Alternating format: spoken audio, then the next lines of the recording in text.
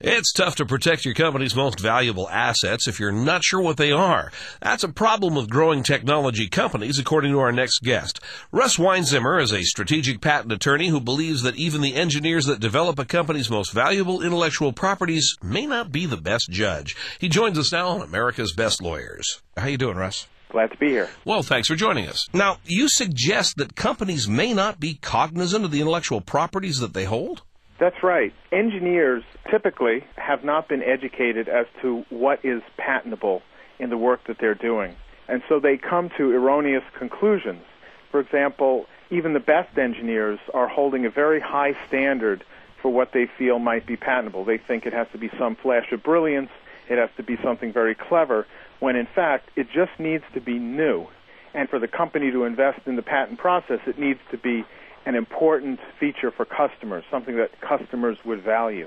This is mind-boggling to me that even your engineers and engineering management may not know what they have. Yeah, it amazed me too. It's because it involves legal considerations that they're not aware of and even marketing considerations that they're not aware of.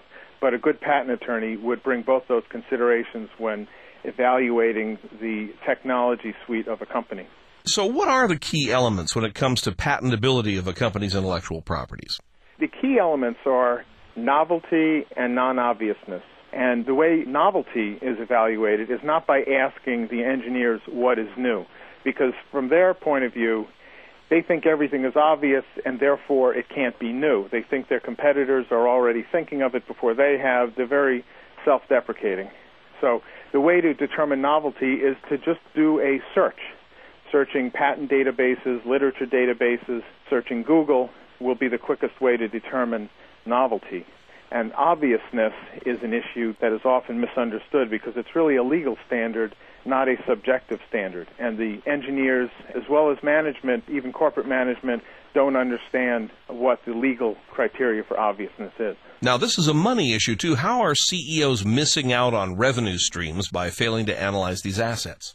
Well, these assets have applicability when properly understood beyond the markets that a company is selling into. And a patent attorney can understand the true general applicability of the technology and provide guidance to the corporate management on how to license this technology into non-competing markets. Russ Weinzimmer is the founder of Russ Weinzimmer and Associates.